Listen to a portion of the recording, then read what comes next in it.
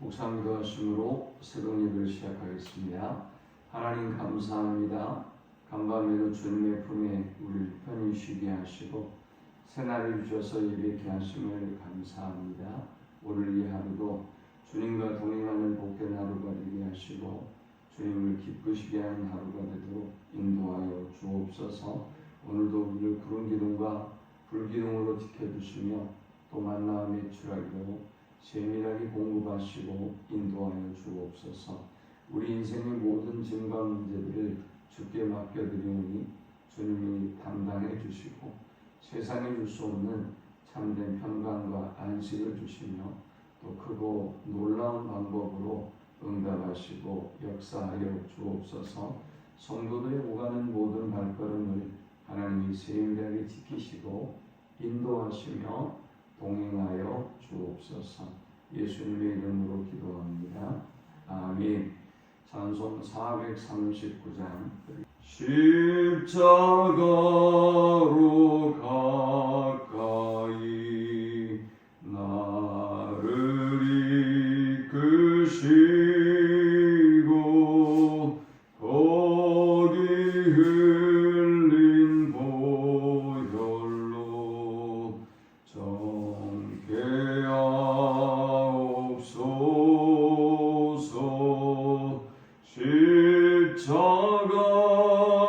십자가 무한 영광이세.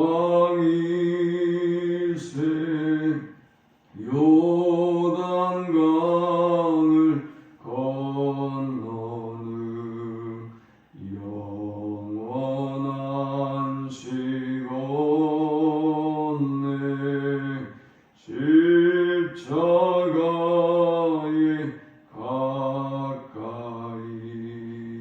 내가 떨고 섰네. 거기 있는 새벽별 내게 비추시네. 십자가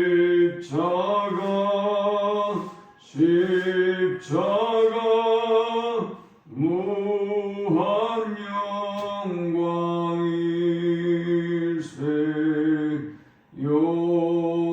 요단강을 건너는 영원한 시온네.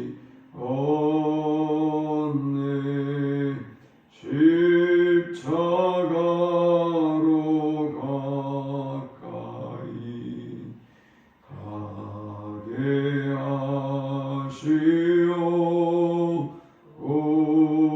몸소 받은 고생도 알게 하옵소서.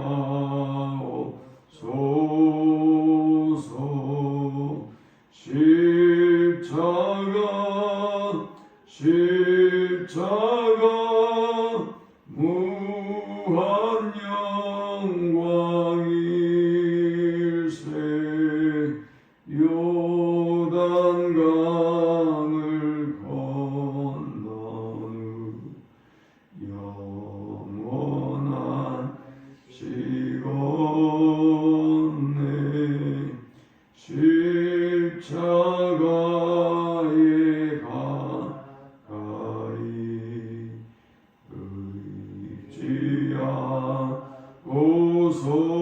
의지하고서서 천국 이를 때까지 항상 머물겠네. 십자가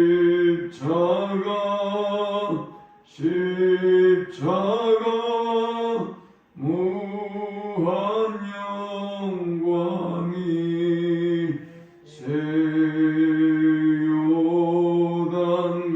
요단강을 건너는 영원한 시온네.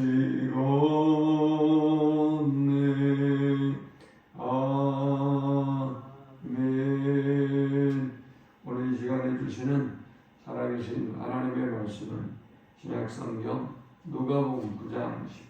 1절에서 36절의 말씀입니다.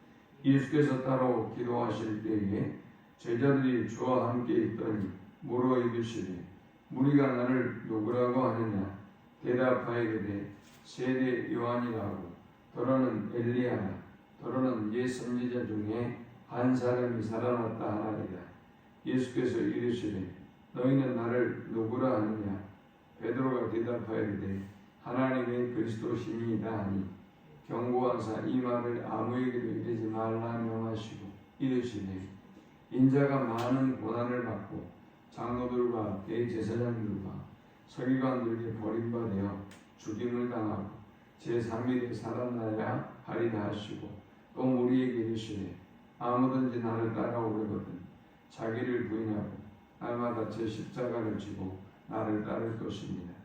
누구든지 제 목숨을 구원하고자 하면 잃을 것이요 누구든지 나를 위하여 제 목숨을 잃으면 구원하리라. 사람이 만일 온 천하를 얻고도 자기를 잃든지 빼앗기든지 하면 무엇이 유익하리요? 누구든지 나와 내 말을 부끄러워하면 인자도 자기와 아버지와 거룩한 전사들의 영광으로 올 때에 그 사람을 부끄러워하리라. 내가 참으로 너희에게 이르노니 여기서 있는 사람 중에 죽기 전에 하나님의 나라를 볼 자들도 있느니라. 이 말씀을 하신 후 8일쯤 되어 예수께서 베드로와 요한과 야고보를 데리고 기도하시고 산에 올라가사 기도하실 때 용모가 변화되 그곳이 이어져 광채가 나더라. 문득 두 사람이 예수와 함께 말하니 이는 모세와 엘리야라. 영광 중에 나타나서 장차 예수께서 예루살렘에서 별세하실 것을 말하세. 베드로와 및 함께 있는 자들이 깊이 졸다가 온전히 깨어나 예수의 영광과 및 함께 선 두 사람을 보더니 두 사람이 떠날 때 베드로가 예수께 여짜오되 주여 우리가 여기 있는 것이 좋사오니 우리가 조막셋을 짓되 하나는 주를 위하여 하나는 모세를 위하여 하나는 엘리야를 위하여 하사이다 하되 자기가 하는 말을 자기도 알지 못하더라. 이 말할 즈음에 구름이 와서 그들을 덮는지라. 구름 속으로 들어갈 때에 그들이 무서워하더니 구름 속에서 소리가 나서 이르되 이는 나의 아들 곧 택함을 받은 자니 너희는 그의 말을 듣라고. 소리가 그치매 오직 예수만 보이더라. 제자들이 잠잠하여 그 본 것을 무엇이든지 그때에는 아무에게도 이르지 아니하니라. 아멘. 두 사람이 길을 같이 갈 때라도 이견이 생깁니다. 그래서 왜 가야 하는지 그 목적이 분명히 하고 한 마음이 될 때 그들이 그 길을 큰 어려움 없이 걸어갈 수 있는 것이죠. 이제 오늘 이 본문부터는 예수께서 지금까지의 모습과는 사뭇 다른 모습을 보여주고 있습니다. 이전까지 예수님은 많은 기적을 행하시고 또 그의 가르침을 통해서 그의 메시아됨을 드러내셨습니다. 예수님이 자신의 죽음에 대해서 제자들에게 본격적으로 알리고 그리고 가르치신 적은 없습니다.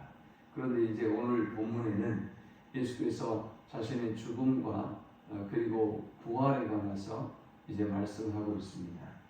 본문을 통해서 우리는 세 가지 영적 교훈을 묵상하고 함께 은혜를 나누려고 합니다. 이 본문이 주는 첫 번째 영적 교훈은 예수님은 우리에게 신앙의 고백을 원하신다라는 것입니다. 예수님은 우리에게 신앙의 고백을 원하십니다. 그래서 예수님은 제자들에게 물었습니다. 우리가 나를 누구라고 하더냐? 라고 물었습니다. 그리고 또 예수님의 제자들에게는 너희는 나를 누구라고 하느냐? 물었습니다. 우리는 대답하기를 예수님을 세례 요한입니다. 세례 요한처럼 능력 있는 사람이라는 얘기죠. 또 엘리야입니다. 더러는 옛 선지자 중에 한 분입니다. 라고 고백했습니다. 사실 이러한 모습들은 예수님에게 다 있는 모습이에요. 그러나 문제는 그들의 이 고백이 다는 아니라는 것이죠. 그들이 예수님에게서 세례 요한의 모습도 보고 엘리야의 모습도 보고 선지자 중에 한 사람의 모습도 본 것은 사실이지만 또 보이겠지만 그러나 그것이 하나님의 아들로 이 땅에 임하신 예수 그리스도의 전부의 모습은 아니었다라는 것을 우리는 알 수 있습니다. 예수님은 다시 제자들에게 물었습니다. 너희는 나를 누구라고 하느냐? 베드로가 제자들을 대표해서 하나님이 그리스도 신이다 라고 대답했습니다. 주님은 이 대답을 아주 흡족해 하셨고 그리고 이 대답 이후에 교회를 세우십니다. 이 믿음의 고백이 중요한 것은 이 믿음의 고백이 있어야 교회에서 그리스도의 이름으로 예수님의 제자라는 이름으로 모이게 되는 것이죠. 그래서 이 신앙의 고백이 중요한 것입니다. 그래서 예수님은 우리에게 신앙의 고백을 묻고 요구하신 것입니다. 만일 이 신앙의 고백이 없다면 우리의 믿음도 없는 것입니다. 따라서 이 신앙의 고백 위에 우리 개인의 한 사람 한 사람의 믿음의 집도 세워가는 것입니다. 그래서 신앙의 고백이 중요해요. 바른 신앙의 고백이 그래서 필요한 것이고 그래서 주님은 이 예수님의 제자들과 사람들에게 나를 누구냐라고 물으셨던 것입니다. 주님은 이제 이 신앙의 고백을 듣고 난 이후에 23절에 또 무리에게 이르시되 아무든지 나를 따라오려거든 자기를 부인하고 날마다 제 십자가를 지고 나를 따를 것입니다. 누구든지 제 목숨을 구원하고자 하면 잃을 것이요 누구든지 나를 위하여 제 목숨을 잃으면 구원하리라. 사람이 만일 온 천하를 얻고도 자기를 잃든지 빼앗기든지 하면 무엇이 유익하리요? 했습니다. 이 본문이 주는 두 번째 교훈은 자기 목숨을 얻고자 하는 자는 잃고 잃고자 하는 자는 얻는다라는 것입니다. 자, 이제 이 바른 믿음의 고백 위에 믿음의 여정을 출발합니다. 예수님의 제자들이 예수님을 따라옵니다. 그런데 문제는 예수님을 믿고 또 사명의 길을 걸어가는 이들에게 좋은 일만 있는 것은 아니라는 것이죠. 그들에게 죽음의 위험도 있고요. 또 굶주리고 춥고 또 외롭고 고독한 길을 걸어가야만 하는 것입니다. 예수님은 제자들을 파송하시면서도 그들에게 구장에서 너희가 두벌 옷이나 또 지팡이나 배낭이나 양식이나 돈을 가지지 말아라 그랬죠. 오직 하나님만 믿고 의지하며 그 사명의 길을 가라고 말씀하셨어요. 그 말은 그 사명의 길이 고단하고 힘들고 외롭고 춥고 배고픈 사역임을 말씀하고 있는 것입니다. 그런데 그렇기 때문에 주님을 배신하고 주님을 떠나게 되면 주님도 그들을 인정하지 않겠다는 것입니다. 주님도 그 사람을 부끄러워하겠다는 것입니다. 그러나 누구든지 주님을 위하여 자기를 부인하고 십자가를 지고 주님을 따르면 그들은 구원을 얻을 것이다 라고 말씀했습니다.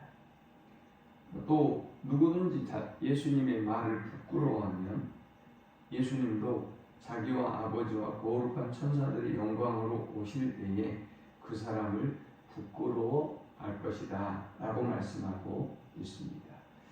우리는 세상 속에서 예수님을 부끄러워하고 살아가고 있지는 않는지 우리 자신을 끊임없이 점검하고 돌아보아야 할 것입니다. 예수님은 우리를 위해서 자신의 모든 것을 주셨습니다.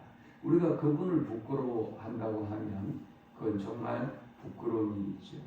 오히려 예수님이 우리의 구원자이시며 우리를 위해 아낌없는 은혜와 사랑을 베풀어야 될 우리가 주님을 부인하고 주님을 부끄러워한다면 이것은 하나님의 자녀로서의 도리라고 할 수 없는 것입니다.